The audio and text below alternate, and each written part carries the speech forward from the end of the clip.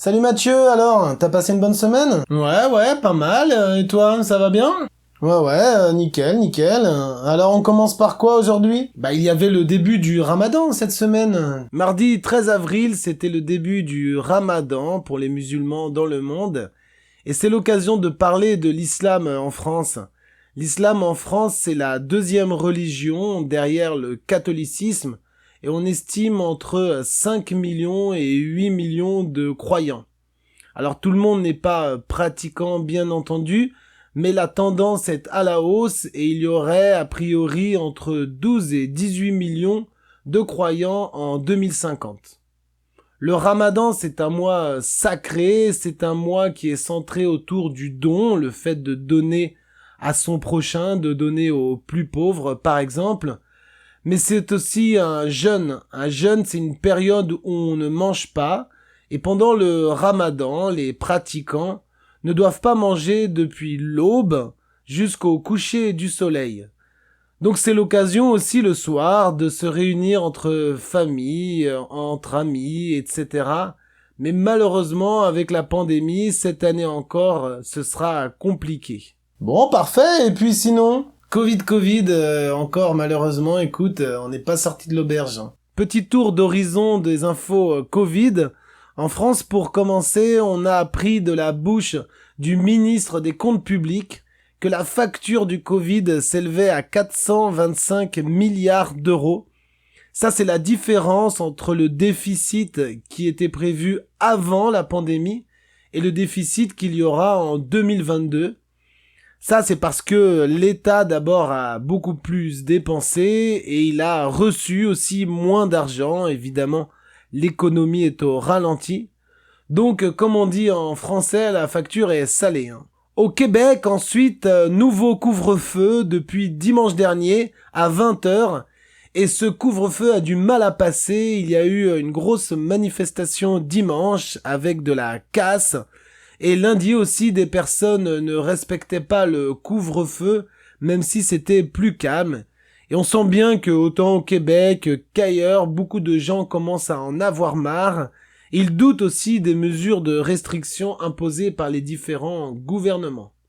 En Belgique, maintenant, il faut rappeler pour cette info que la Belgique est un pays fédéral. Il y a la Wallonie au sud, qui est francophone. Ensuite, il y a la Flandre, qui est néerlandophone. Et puis, il y a la région de Bruxelles-Capitale. Et pour coordonner le tout, il existe en Belgique un comité de concertation. Ce sont des représentants politiques locaux et fédéraux qui s'associent pour décider de certains sujets concernant le pays. Cette semaine, ils ont décidé, par exemple, que le 8 mai, les terrasses des cafés, des restaurants, des bars pourraient rouvrir. Une bonne nouvelle pour le milieu de l'horeca. Alors l'horeca, c'est pas vraiment un terme qu'on utilise en France, mais en Belgique, cela désigne le secteur de l'hôtellerie, restauration et café. Et en général, ces mesures sont un bon signe pour la Belgique. J'ai vu aussi que c'était pas difficile pour tout le monde. Oui, apparemment, c'est pas la crise pour tout le monde. Quand on pense au mot crise, souvent on croit que c'est général, mais dans la réalité, on se rend compte que certains réussissent à tirer leur épingle du jeu. C'est une expression qui veut dire se sortir positivement d'une situation compliquée. Et c'est le cas du groupe LVMH. Alors LVMH, c'est Louis Vuitton, Moet Hennessy, mais c'est aussi le groupe, par exemple, de la marque Dior. Donc c'est un groupe de luxe. Et ils ont annoncé que au premier trimestre 2021, ils avaient augmenté leurs ventes de 30%. Alors ils sont boostés principalement par la croissance en Chine, mais aussi des ventes aux États-Unis. Et j'ai appris qu'en 2020, il y avait eu une augmentation du nombre de milliardaires dans le monde et que les millionnaires avaient gagné plus d'argent grâce notamment au mouvement de la bourse. Donc c'est assez fou, mais le secteur du luxe se porte bien. Et c'est aussi parce que toutes ces personnes qui ont beaucoup d'argent ne peuvent pas voyager et donc se rabattent sur des produits de luxe. Autre secteur qui se porte très bien, c'est le bricolage. Le bricolage, c'est le chouchou des Français, hein, ils adorent ça. C'est le fait de faire des petits travaux, des petites activités manuelles à la maison. Et évidemment, ce secteur qui a enregistré une hausse de 13% des ventes a bénéficié des différents confinements. D'accord, quoi d'autre? Il y avait un anniversaire. Jeudi dernier, on célébrait pas, on fêtait pas non plus. C'était les 2 ans de l'incendie qui a ravagé la toiture et la flèche de la cathédrale Notre-Dame. Vous vous en souvenez, j'en suis sûr. La restauration a commencé et on découvre beaucoup de choses apparemment sur la construction de cette cathédrale, sur les techniques qui ont été utilisées. Et cette cathédrale était à l'époque plus grande, plus imposante que toutes les autres cathédrales. Mais aussi, je vous disais il y a peu de temps que des arbres parmi les plus beaux et les plus anciens de France vont être abattus pour servir à la reconstruction.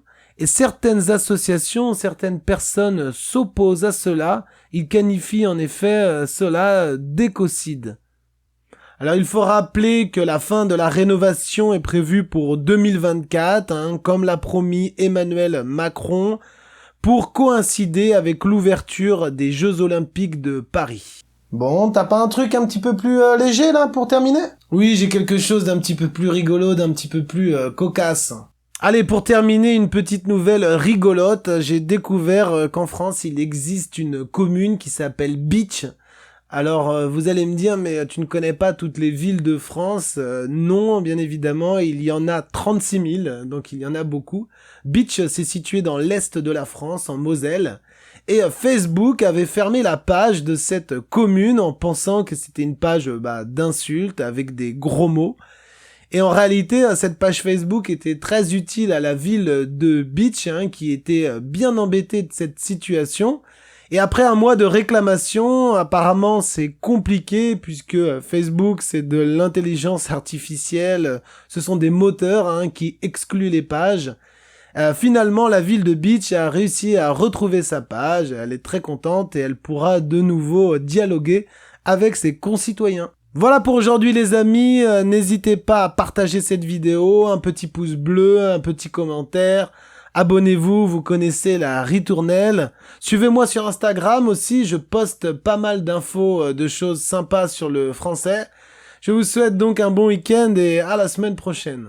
Les riches sont de plus en plus riches, les pauvres de plus en plus pauvres et jamais rien n'a changé. Dégoûté, les riches sont de plus en plus riches, les pauvres de plus en plus pauvres et jamais rien ne changera.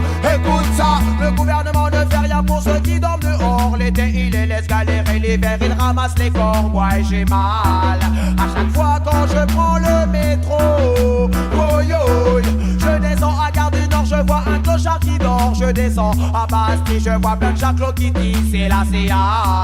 J'espère qu'un jour tout cela va cesser. Mais look and tell them, les riches sont de plus en plus riches, les pauvres de plus